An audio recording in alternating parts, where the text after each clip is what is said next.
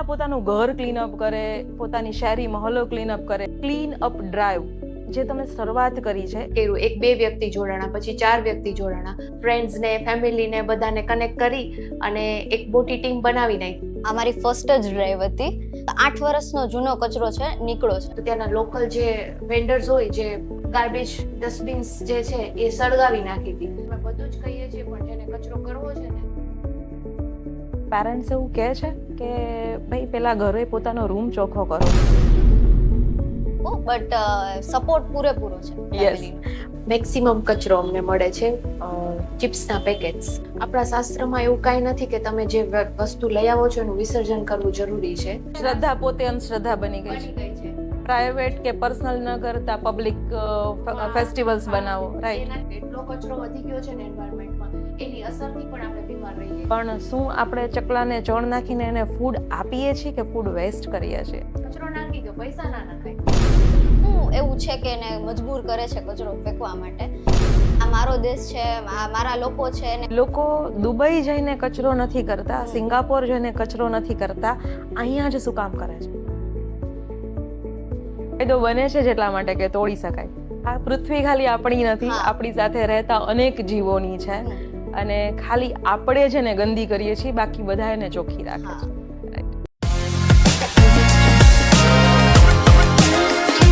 સ્વચ્છ ભારત, જેમાં ઘણા બધા વ્યક્તિઓ, ભારતના નાગરિકો જોડાયેલા છે, પણ આ સ્વચ્છ ભારતના અભિયાન હેઠળ શું તમે તમારું ઘર સિવાય તમારો એરિયા, તમારું સિટી કે તમારો મહોલ્લો ચોખ્ખો રાખો છો? જ્યારે બહાર જાઓ ત્યારે પ્લાસ્ટિકનો કચરો તમારા ફૂટપ્રિન્ટ્સની જગ્યાએ ત્યાં જ મૂકીને આવો છો? કચરો એક એવી વસ્તુ છે ને કે આજથી 50 વર્ષ પછી હિમાલય કરતાં પણ મોટો એક પહાડ બની રહેવાનો છે. આ સમસ્યા ખાલી ભારતની નહીં, વર્લ્ડ વાઇડ છે. વેસ્ટને નાબૂદ કરવા માટે આપણી પાસે હજી કોઈ એવી ઇકોસિસ્ટમ નથી. વેસ્ટ છે એ એટલું બધું પ્રદૂષણ કરે છે કે એના લીધે ખાલી આપણી ધરતી નહીં, હવા અને પાણી પણ પ્રદૂષિત થાય છે. એક રિપોર્ટ અનુસાર રોજે એક વ્યક્તિ 5 માઇક્રોગ્રામ જેટલું પ્લાસ્ટિક ઇન્હેલ કરે છે, એઝ વેલ પાણી કે ખોરાક માટે પોતાના પેટમાં ઉતારે છે. શું તમે આ વાતથી વાકેફ છો? જો નહીં ને તો આજે જ પહેલા તો તમારા ઘરનો વેટ અને ડ્રાય કચરો અલગ રાખો, અને આ પોડકાસ્ટ છેલ્લે સુધી જોજો. તમારા ઘરમાં જો તમે કચરાનું મેનેજમેન્ટ કરતા હોય તો શહેરમાં શું કામ નહીં? આવી જ એક મુહિમ રાજકોટમાં પણ ચાલે છે, ક્લીન અપ રાજકોટ. આ મુહિમ હેઠળ લગભગ 40 થી 50 લોકો જોડાયેલા છે, જે દર અઠવાડિયે પોતાના પેશન્સથી નીકળી પડે છે રાજકોટને ક્લીન કરવા માટે. તમને ખબર છે, જ્યારે તમે રવિવારની સવારે આળસ સહિત સૂતા હો છો કે ગરમ ગાંઠિયા ને જલેબી ખાતા હો ને, ત્યારે તમારો કરેલો કચરો કોઈ એક બીજી વ્યક્તિ ઉપાડે છે. શું આ શરમજનક વાત નથી? જો તમને આ વાત ઉપર શરમ આવતી હોય ને તો આજે જ ક્લીન અપ રાજકોટના ફેસબુક, ઇન્સ્ટાગ્રામ અને યુટ્યુબ સોશિયલ હેન્ડલ્સમાં જોડાઓ, અને તમે કચરો ઉપાડવા ના જાઓ તો કાંઈ નહીં, પણ કચરો તો ના જ કરો. આ એક રિક્વેસ્ટ મારી અને મારી સાથે સ્ટુડિયોમાં હાજર ક્લીન અપ રાજકોટની ટીમ છે એ કરે છે. તો આવો પહેલા તો આપણે વેલકમ કરીએ ક્લીન અપ રાજકોટની ટીમને. મારી સાથે આજે સ્ટુડિયોમાં છે આરતી મીઠાણી એન્ડ ભવ્યા વાઘેલા, જે ક્લીન અપ રાજકોટ ટીમના મેમ્બર્સ છે, અને કોઈ પણ શરમ રાખ્યા વગર દર રવિવારે રાજકોટને ક્લીન કરવા માટે નીકળી પડે છે. તો આજે આપણે એના વિચારો જાણીએ, કેવી રીતે આ ડ્રાઈવ ચલાવે છે એ જાણીએ, ક્યાંથી વિચાર આવ્યો એ જાણીએ, અને આપણે પણ એમાં જોડાઈએ. વેલકમ આરતી, વેલકમ ભવ્યા. અંતર્મન સ્ટુડિયોમાં તમારું ખૂબ ખૂબ સ્વાગત છે.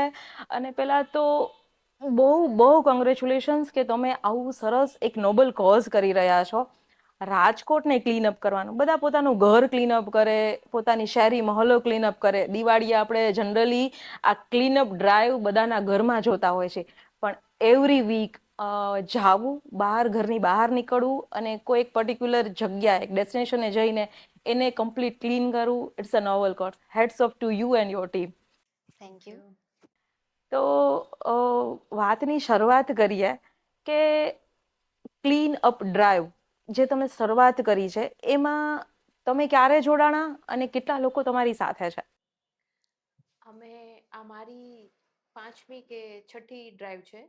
અમે એક વ્યક્તિએ પ્રેરણા લીધી હતી ક્લીનઅપ જુનાગઢથી.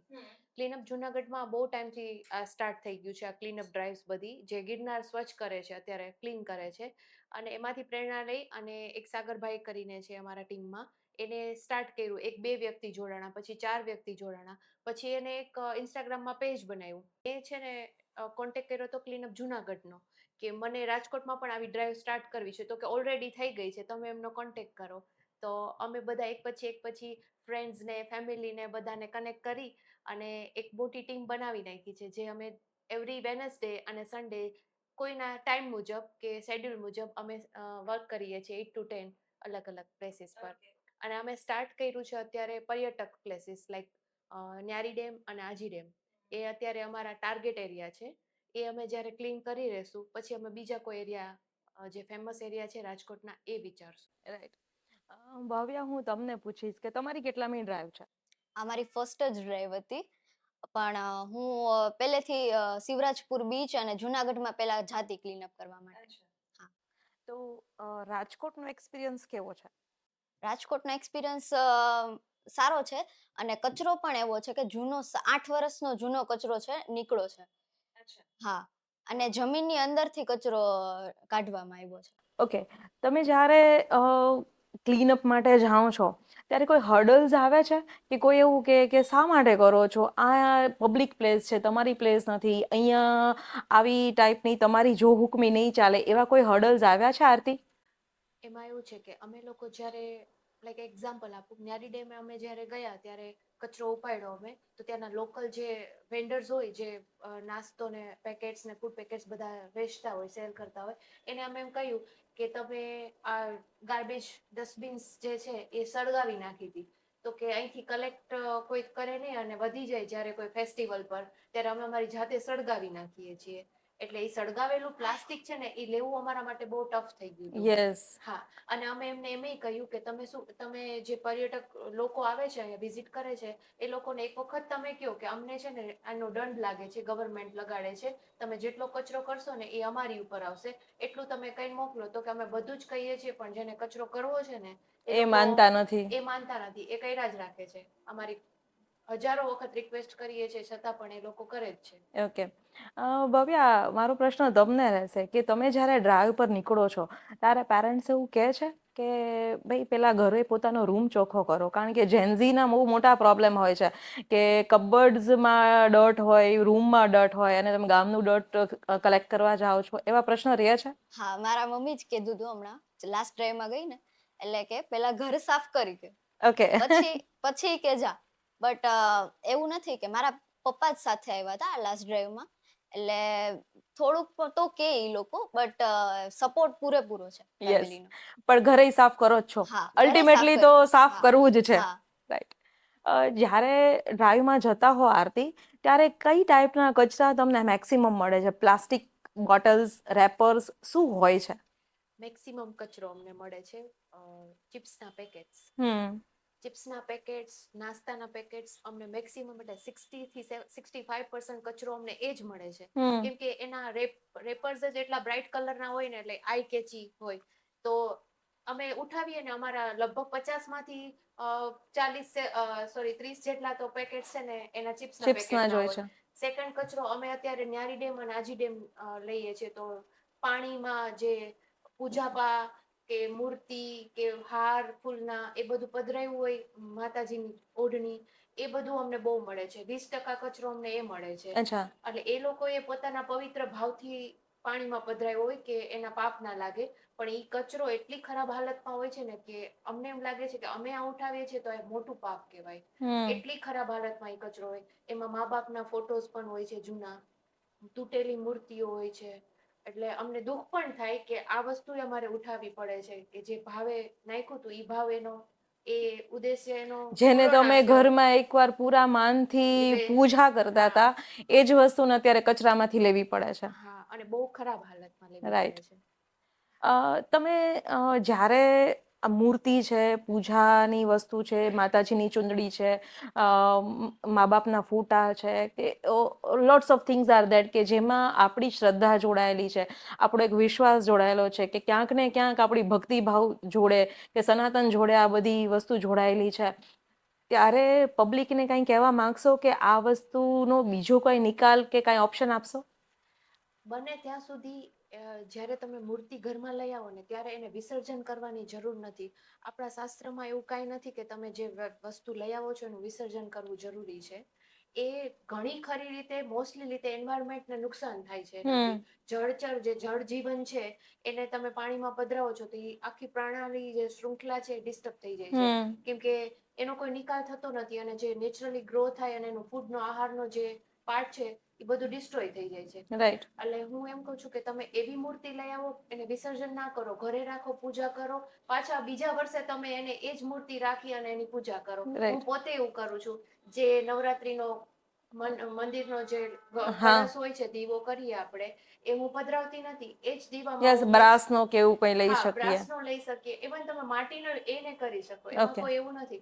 પણ વિસર્જન જ્યારે તમે એક ઉદ્દેશ્યથી કરો કે હું પાપમાં ના પડું એટલે તમે પાણીમાં પધરાવો, પણ તમે એ નથી વિચારતા કે એનાથી એન્વાયરમેન્ટ કેટલી હદે નુકસાન થાય છે. અને હવે લોકો છે ને વધારે માનવા લાગ્યા છે ભગવાનમાં ને બધી વસ્તુમાં, કે આ શ્રદ્ધા છે, ઓલી શ્રદ્ધા છે. ઇવન બીજા શ્રદ્ધા પોતે અંધશ્રદ્ધા બની ગઈ છે. અને ઈ નુકસાન આપણને નહીં થાશે ધીમે ધીમે, પણ અત્યારે છે ને જળ વ્યવસ્થા છે, વન્ય વ્યવસ્થા છે, એને બહુ મોટા પ્રમાણમાં નુકસાન થાય છે. એ અમે અત્યારે જોયું છે. ઓકે, એક અનધર ઓપ્શન ઇકો ફ્રેન્ડલી વસ્તુનો પણ આપી શકાય ને? આપી શકાય. ઘણા લોકો કહે છે કે ઇકો ફ્રેન્ડલી એક્સપેન્સિવ હોય છે, પણ હું કહું છું તમે આવડું મોટું નહીં, થોડું નાનું. ભાવના અને લાગણી તો ભગવાન સાથે સેમ જ રહેવાની છે, અને જરૂર પણ નથી. અને એવું નથી કે તમે 5 માળનું મકાન છે તો 5 લોકો તમે મૂર્તિને લઈ આવો અને એની સ્થાપના કરો. શેરી ગલીએ એક હોય, તમે ત્યાં પણ દર્શન કરી આવો તો એટલું જ પુણ્ય તમને પ્રાઇવેટ કે પર્સનલ ન કરતા પબ્લિક ફેસ્ટિવલ્સ બનાવો. રાઈટ. એનાથી તમારું ઓછું થઈ જશે. જે તમે કચરો ને ફેલાય છે ને એનાથી એ ઘણું ઓછું થઈ જશે. રાઈટ. બીઈંગ યુથ કે જેન્ઝી, સેનિટરી પેડ્સ આવા બધા જે કચરા હોય છે એ ઉપાડવામાં આવે છે? ડાયપર્સ આવ્યા હતા. ડાયપર્સ બહુ આવે છે. યસ. તો આને કેવી રીતે ડીલ કરો છો? કારણ કે આ વસ્તુ ઉપાડવામાં એક સૂગ છે, એક ડર્ટનેસ જે આપણને ફીલ થાય ને, કે આપણા શાસ્ત્રોમાં પણ એવું કહે છે કે તમારી યુઝ કરેલા સેનેટરી પેડ્સ બીજા કોઈ ઉપાડે ને તો પણ પાપ લાગે. આ શ્રદ્ધા કે અંધશ્રદ્ધાનો વિષય નથી, પણ આ એક પર્સનલ હાઇજીનની મેટર છે. તો આ જે સેનેટરી પેડ્સ અને ડાયપર્સ વિશે જ્યારે વાત કરવામાં આવે તો એનું કોઈ ઓપ્શન આપી શકાય? આપી શકાય. એના માટે એક સિસ્ટમ છે કે બને તો wash okay, reusable sanitary pad તમે યુઝ કરી શકો. એના માટે ઘણા બધા ઓપ્શન્સ છે. આવે છે. યસ. અને એ જ યુઝ કરવા જોઈએ મારા ખ્યાલથી. અને બીજી વસ્તુ એ છે કે તમે ડાયપર્સ જે છે, એ પણ રીયુઝેબલ આવે છે. ગવર્મેન્ટની એક સિસ્ટમ છે કે તમે એને કઈ રીતે એક ન્યૂઝપેપરનું પેપર હોય એની અંદર રેપ કરી અને એની પર ક્રોસ કરી દો કે કોઈ નિશાન કરી દો, એટલે એનું છે ને અલગ રીતે જ ઈ લોકો ડિસ્પોઝ કરે છે. રાઈટ. પણ એ માટે તમારે બાયોવેસ્ટ કહેવાય આને. રાઈટ. ભીનો કચરો, સેનેટરી વસ્તુ છે, બાથરૂમ રિલેટેડ કોઈ વસ્તુ છે, અને ડ્રાય બધું એક સાથે ભેગું કરો ને તો એ લોકોને બહુ ટફ થઈ જાય છે. પણ એને સેગ્રીગેટ કરી અને એની પર એક ક્રોસનું માર્ક કે કોઈ પણ નિશાન કરી દો ને તો એ લોકોને ખ્યાલ આવી જાય કે આ ટચ કરવાનો નથી, આનું અલગ રીતે ડિસ્પોઝ થાય. આ બધી વ્યવસ્થા છે, પણ એ પર્સનલી આપણે એ હાઇજીન પર જવું પડે પહેલા. રાઈટ. મિત્રો, એમ કહેવાય કે પર્સનલ યુઝ કરેલી વસ્તુ કે સેનેટરી પેડ્સ હોય કે પછી બાળકે યુઝ કરેલું ડાયપર હોય, એ દરેક વસ્તુ પર્સનલ યુઝની વસ્તુ છે ને આ પર્સનલ હાઇજીનના મેટરમાં આવે. જ્યારે આ વસ્તુ તમે ડસ્ટબિનમાં ફેંકી દો છો ત્યારે એ વસ્તુ એક એવી વ્યક્તિ ઉપાડે છે કે જેને પણ સૂગ ચડે છે. દરેક વસ્તુ સાથે એના માર્કેટમાં રેપર્સ પણ અવેલેબલ હોય છે કે જેમાં એ રેપરમાં રેપ કરીને એને ડિસ્પોઝ કરવાની હોય છે. મેટ્રો સિટી, ઘણા બધા સિટીમાં એવી બેંક્સ પણ અવેલેબલ છે જ્યાં તમે આ વસ્તુ શ્રેડ કરી શકો. હું ગવર્મેન્ટને એક અપીલ કરીશ કે કદાચ જો બની શકે તો આરએમસી દરેક રાજકોટના એરિયામાં શ્રેડર મુકાવે, જેથી આપણા વર્કર્સ છે, જે સફાઈ વર્કર્સ છે, એને આવી સૂગવાળી વસ્તુ ઉપાડવી ના પડે. રાઈટ આરતી? યસ. યસ. કહેવાય છે ને કે કચરો હોય ને એ જો બાયોડિગ્રેડેબલ હોય તો એ કાલનું કાચું સોનું છે. તમે આ વાત માનો છો? હા, 100% માનીએ છીએ કે ભીનો કચરો છે એનું બહુ સારું ખાતર બને છે જો તમે સેગ્રીગેટ કરો તો. ડ્રાય વેસ્ટ છે એનું ડિસ્પોઝ થાય અને એનું અલગ રીતે એ લોકો ઘણા બધા પ્રોડક્ટ્સ ને એવું બનાવે છે. પણ એના માટે છે ને પછી કેવું થાય, તમે જ્યારે મિક્સ કરી નાખો ને ત્યારે એનું કશું જ નથી થતું. રાઈટ. હા, ઓપ્શન્સ ઘણા છે, પણ તમે જે રીતે ભીનો, સૂકો, મેડિકલ અને સેનેટરી એ બધો અલગ અલગ રીતે તમે સેગ્રીગેટ કરીને આપો ને તો ગવર્મેન્ટને ઈઝી પડે છે ડિસ્પોઝ રાઈટ. કરવું. પણ નહીં તો શું થશે કે કચરાના ઢગલા ઉપર ઢગલા, જેનું આમ પણ નહીં થાય અને આ સાઈડ પણ કઈ નહીં થાય. એટલે એમાં રિસ્પોન્સિબિલિટી લેવી અત્યારથી બહુ જરૂરી છે, કેમ કે અમુક સિટીઝમાં એટલા મોટા પહાડ થઈ ગયા છે ને કચરાના, હવે એના નિકાલના કોઈ ઓપ્શન નથી અને એને સળગાવી પણ ના શકીએ, કેમ કે તો હવા ખરાબ થાય છે. એક્યુઆઈ હાઈ ઓલરેડી છે જ, વાતાવરણ ખરાબ. અને આ કચરામાંથી મિથેન ને ઇથેનોલ હા. જેવા ગેસ પણ રિલીઝ થતા હોય છે, જે પણ એર માટે એક પોલ્યુશન જ છે. એર, લેન્ડ અને વોટર, આ બધામાં જ આ વસ્તુ છે ને અત્યારે આપણને સમજ નથી આવતી. અત્યારે ઘણા લોકો એમ કે છે કે આટલા કોરોના ગયા, કોવિડ ગયા પછી બીમારી રહે છે, અમને આ પ્રોબ્લેમ થાય છે, પણ એમ નથી સમજતા કે એટલો કચરો વધી ગયો છે ને એન્વાયરમેન્ટમાં, એની અસરથી પણ આપણે બીમાર રહીએ છીએ. રાઈટ, વેરી જે ટ્રુ. આપણે જ ફેલાવેલો છે. જે પાણીમાં કંઈક, જેમ કે જમીન ઉપર આપણે કીડિયા રોકડવા માટે લોટ નાખીએ છીએ, પણ ત્યાં પછી ગ્રાસ નથી ગ્રો થતું. ઓકે. હા, અને જળ જીવન છે. પણ એ તો બાયોડિગ્રેડેબલ જ છે અને ના લોટ તો માટીમાં મળી જશે. ના, એ સડો ઉત્પન્ન કરે છે. જે કીડીનો અચ્છા. મેઈન ખોરાક એ છે જ નહીં. જેમ કે માછલીનો મેઈન ખોરાક ગાંઠિયા અને લોટના પિંડા નથી, પણ ઓકે. છતાંય આપણે આપીએ છીએ. એનો મેઈન ખોરાક એને જળમાં જ મળી જાય છે. પણ આપણે આપણા પાપને ટાળવા અને આપણી જાતને પુણ્યમાં કન્સિડર કરવા માટે આપણે જાત જાતનું બધું ફેંકીએ છીએ. અમે લોકોએ જે આજી ડેમમાં કચરો જોયો ને, એમાં ચોખાના ઢગલા પડ્યા હતા, જે અચ્છા. એ બર્ડ માટે નાખેલા હતા લોકોએ, દાન માટે, કે એ લોકો ચણે તો એક પુણ્ય કમાય. પણ એ હજી એને સ્થિતિમાં છે, ના તો એ ગ્રો કર્યું છે, એટલે આમાં એ લોકો અનાજનો વ્યય કરે છે. રાઈટ. હા. ભવ્યા, જે વાત કરે છે આરતી કે ચકલાને ચણ નાખવું, આમ તો બહુ સારું નોબલ કોઝ છે, પુણ્યનું કામ છે. પણ શું આપણે ચકલાને ચણ નાખીને એને ફૂડ આપીએ છીએ કે ફૂડ વેસ્ટ કરીએ છીએ?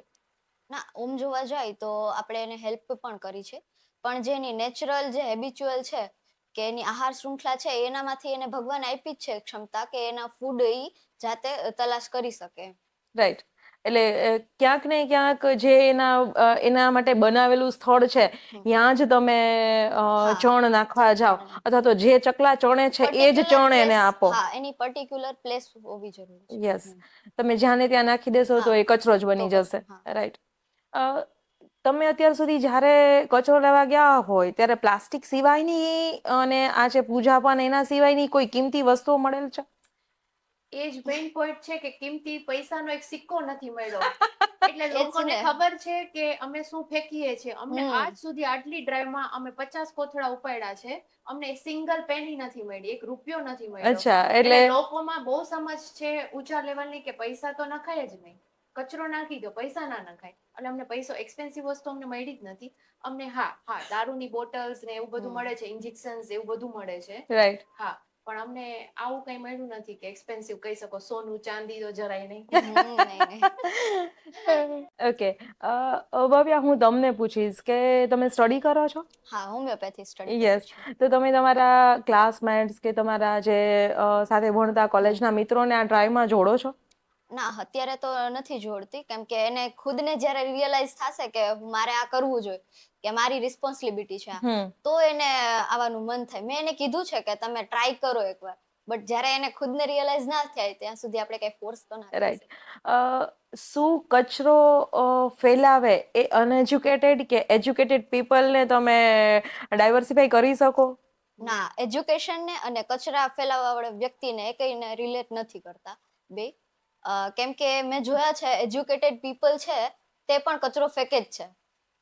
તેનો મતલબ એમ તો નથી કે એ એજ્યુકેટેડ નથી, યસ. બરોબર, પણ તો પણ એ કચરો ફેંકતા હોય તો એના માટે શું એવું છે કે એને મજબૂર કરે છે કચરો ફેંકવા માટે? તો કે સિવિક સેન્સ. સિવિક સેન્સ એ લોકોમાં નથી કે આ મારો દેશ છે, આ મારા લોકો છે, એને કોઈ બીજા ઉપાડશે. તો એવી લાગણી નથી માણસોમાં, ઇમ્પેથી નથી, દે લેક ઓફ ઇમ્પેથી.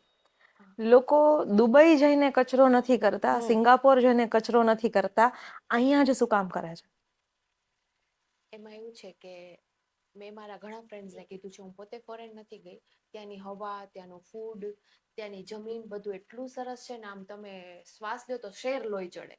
પણ અહીંયા તમે આવો ને કચરો કરો છો, એટલે તમે એનું કલ્ચર ફોલો કરી લીધું, કપડાથી, તમારા લેંગ્વેજથી, તમારા ફૂડમાં હેબિટ્સથી, તમે વેસ્ટર્ન કલ્ચરને કમ્પ્લીટ ફોલો કરી લીધું, પણ સિવિક સેન્સમાં ક્યાં અટકે છે? સિવિક સેન્સ આવે ને ત્યારે માણસનું મગજ સ્ટોપ થઈ જાય છે. આમાં એ લોકો વેસ્ટર્ન કલ્ચર ફોલો નથી કરતા. શું એવું તમને લાગે છે, ભવ્યા, કે હવે જરૂર છે ગવર્મેન્ટને કચરો ફેંકનાર ઉપર દંડ કરવાની, અને એ પણ આમ કે સખત કરવાનો કડક જ, કાયદો, કે હા. કરે છે ને થાશે ને ટ્રાફિક મેમો જેવું નહીં? એવું ખૂબ લાગે છે? કડક કાયદાની જરૂર છે, કારણ કે કાયદો રહેશે ને તો જ માણસો સુધરશે. અચ્છા, હમ. પણ એવું પણ કહેવાય છે કે કાયદો બને છે જેટલા માટે કે તોડી શકાય. હા, એ પણ છે, પણ અમુક જે આપણે સમજવાની છે કે there is no planet B, right? Yes. આપણે અહીંયા જ રહીએ છીએ અને આપણે અહીંયા જ રહેવાનું છે, તો આપણે જેને ગંદો કરશી તો એ લોજિકની બહારની વસ્તુ છે, તો રાઈટ. અમુક કાયદા તો આપણે પાલન કરવા જ જોઈએ. આ પૃથ્વી ખાલી આપણી નથી, હા. આપણી સાથે રહેતા અનેક જીવોની છે, હમ. અને ખાલી આપણે જેને ગંદી કરીએ છીએ, બાકી બધા એને ચોખ્ખી રાખે હા. છે. Right. ઘણા બધા સિટીઝન્સ તમને સપોર્ટ કરે છે. તમારી મુહિમમાં રાજકોટથી એક ફિગરથી સ્ટાર્ટ કરીને અત્યારે તમે ડબલ ફિગર સુધી પહોંચી ગયા છો. ત્યાં ગવર્મેન્ટ એટલે કે રાજકોટ મ્યુનિસિપલ કોર્પોરેશન તરફથી તમને સપોર્ટ મળેલ છે? અમે લોકોએ આજી ડેમમાં જ્યારે આ સ્ટાર્ટ કર્યું, જે ક્લીનઅપ ડ્રાઈવ, ત્યારે અમે ત્યાંના બોર્ડના હેડ અને ત્યાંના સેનિટરી ઇન્સ્પેક્ટર સાથે કોન્ટેક્ટ કર્યો હતો, પણ એમનો એટલો સારો રિસ્પોન્સ હતો અને એમનું પોઝિટિવ વે એ હતો કે હવે પબ્લિકે આટલી અવેર થઈ ગઈ છે, તો તમે આટલું સરસ કામ કરો છો, તો અમારું બને છે કે અમે તમને એમાં હેલ્પ કરીએ. કે અત્યાર સુધી એવું હતું કે ઘરે ઘરે ગવર્મેન્ટ જઈ અને તમને ખાલી સમજાવી શકે કોઈ એડવર્ટીઝ થ્રુ, પણ તમને ઘરે ઘરે જઈને એમ ના કે તમે આ કચરો ના ફેંકો, આ કચરો ના ફેંકો, એ આપણી જ રિસ્પોન્સિબિલિટી છે. તો એ આવ્યા, અમને જોયા કે કામ કરે છે, અને અમને એની સેવા માટે એની પોતાની તરફથી અમને જેસીબી છે કે અમારી જે રિક્વાયરમેન્ટ હતી ને એ રીતનું અમને બધું જ લઈ આવીને એને દીધું. પણ એના માટે આપણે એક સ્ટેપ આગળ વધારવો પડે, પછી બેક તમને સપોર્ટ તમને મળી મળી જ જાય રહે. છે. હા. રાઈટ.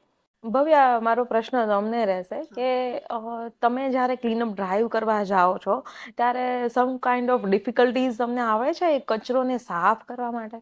હા, જે મેઇન પેકેટ્સ હોય છે, જે સ્નેક્સના, વેપર્સને, એ ધ્યાનમાં આવી જાય છે. પ્લાસ્ટિકની બેગ્સ હોય છે મોટી, એ અમે કવર કરી લઈએ છીએ. પણ જે નાના પ્લાસ્ટિકની બોટલ્સના ઢાંકણા હોય છે, કે કોઈ સ્નેકનું નાનું આપણું તોયડું હોય, તો ઈ પેકેટ છે ને, ઈ અમારા હાથમાં નથી આવતો, તો એ રહી જાય છે, હજી છૂટી જાય છે. એટલે અમે ટ્રાય કરીએ છીએ પૂરેપૂરી, પણ એ એક ડિફિકલ્ટી છે. ઓકે, કે નાની સાઈઝના પ્લાસ્ટિકના જે પાઉચીસ હા. છે, લાઈક સિમ કાર્ડ્સ જેવા પ્લાસ્ટિક હોઈ હા. શકે, અથવા તો લોકો જે તમાકુ ખાતા હોય તમાકુના, હા, એના વિમલ, રેપર્સ હોઈ શકે, તમાકુ કે પછી લોકો જે દેશી તમાકુ ખાતા હોય એના ચૂનાના પેકેટ્સ હોઈ શકે, એ તમારા હાથમાં નથી આવતું.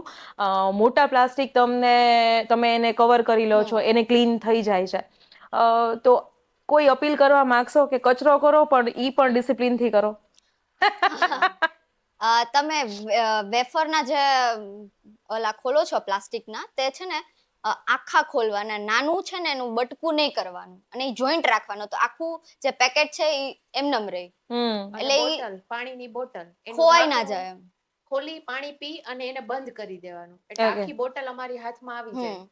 પણ તમે બોટલનું ઢાંકણું ક્યાંય હોય અને બોટલને ક્યાંય ઉલાડો, તો એ બોટલના ઢાંકણા છે ને એ જમીનમાં નીચે જતા જાય છે, પછી એટલું બાટી ભરાય છે ને પછી હાથમાં નથી આવતા. રાઈટ. ઇવેન્ચ્યુઅલી આમ જોવા જાય તો કઈ સાઇટ ઉપર વધારે કચરો હોય? લાઈક રેલવે સ્ટેશન્સ છે, બસ સ્ટેન્ડ છે, પછી ગાર્ડન્સ છે, કે ક્યાંય તમે કહો છો આજી ડેમ, ન્યારી ડેમ છે, તો ઇવેન્ચ્યુઅલી હા, ટુરિસ્ટ પ્લેસીસ હોય ને ત્યાં વધારે હોય છે. ટુરિસ્ટમાં વધારે હોય છે. લોકો અહીંયા જમવા જાય ને થર્મોકોલ પ્લેટ્સ મૂકીને આવે એવું હા. હોય છે? ઘણું હોય ઘણો છે. ઘણો હોય છે, બધું હોય ઓકે. જ. ત્યાં બીજા એવા કામેય થાય છે કે જે ઈલીગલ છે ગુજરાતમાં. હમ. એટલે અમે બધું એ અમારી ધ્યાનમાં આવે છે. બોટલ્સ અમને મળે છે આલ્કોહોલની કે અને અમે એ લઈને કચરામાં નાખીએ છીએ એમ. Injection okay. વાળું. યસ. એવું કહેવાય કે કાચ છે ને એ કચરામાં ન નખાય. તમે કાચને કાચની. ડિસ્પોઝ કરવા માટે અલગ એક મેથડ હોય છે. યસ. તો એ કઈ મેથડ હોય છે અને કેવી રીતે ડિસ્પોઝ કરાય? અમે જ્યારે મારી ઘરે કાચ તૂટી જાય ને ત્યારે છે ને અમે એક જાડું પેપર હોય ને એની અંદર હું કાચ ડિસ્પોઝ કરું છું. એને એઠવાડમાં કે ડ્રાય કચરામાં નથી નાખતી. અને જ્યારે હું કચરો આપું ને ત્યારે કહું છું કે આની અંદર કાચ છે. જે કોઈ પણ એક બેગની અંદર ડબલ કવર કરી અને એકદમ બંધ કરી અને પછી આપું છું. જેથી જે લોકો ડિસ્પોઝ કરે છે એને પણ ગવર્મેન્ટના લાગી ન લોકો જાય. એને લાગી ના જાય હાથમાં. રાઈટ. આ તકે અંતરમનના પ્લેટફોર્મ ઉપરથી તમે રાજકોટના લોકોને એઝ વેલ ભારત વર્ષના લોકોને શું સંદેશ આપવા માંગો છો? કે જેમ તમને તમારું ઘર અને તમારું શરીર તમને ક્લીન કરવું બહુ ગમે છે કે તમારા ઘરમાં કોઈ કચરો નાખે તો તમને પસંદ નથી આવતો, પણ તમે બહુ દિલથી ખુલ્લા મનથી રોડ પર કચરો નાખો છો, તો મારું લોકોને એક જ વિનંતી છે કે એને તમે તમારું ઘર જ સમજો, એને તમે તમારું શરીર જ સમજો અને કચરો જ્યાં ત્યાં ના ફેંકો. ડસ્ટબિનની વેઇટ કરો, ના મળે તો બેગની અંદર રાખો, પણ કચરો જ્યાં ત્યાં ના ફેંકો. આપણે આપણું ભારત બહુ જ સ્વચ્છ અને સુંદર બનાવવું છે, like western countries. Thank you. Right. તમારા ક્લીનઅપ રાજકોટ જે ડ્રાઈવ છે એની કોઈ ટેગલાઇન છે? મારો કચરો મારી જવાબદારી. યસ. આપણો કચરો આપણી જવાબદારી જ હોઈ શકે. તમે વિચારો કે તમે ક્યાંક એવી જગ્યાએ જાઓ છો જ્યાં તમારે તમારું માઇન્ડ ફ્રેશ કરવું છે, મનને શાંતિ આપવી છે, પણ આજથી 10 વર્ષ પછી જો અહીંયા જાશો અને જો આ કોઈ ક્લીન નહીં કરે તો અહીંયા તમને માનસિક શાંતિ મળશે? 100% નહીં મળે, કારણ કે કચરો જ મળશે. એ જ કચરો છે જે આજથી 10 વર્ષ પહેલા કે ગઈકાલે તમે ફેલાવેલો હતો. તો આજે જ ચેતવાની જરૂર છે રાજકોટ, આજે જ ચેતવાની જરૂર છે ઇન્ડિયા. આજથી આપણો કચરો આપણી જવાબદારી. કોઈ ક્લીનઅપ મુવમેન્ટ ચાલુ થાય એ પહેલા આપણે શું કામ ન ચેતી જાય? એક એવા નાગરિકને પોતાનું કામ મૂકીને આપણો કચરો સાફ કરવા આવવું પડે? આ કેટલી શરમજનક વાત છે.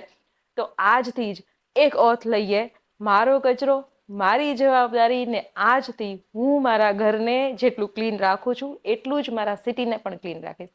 Thank you so much.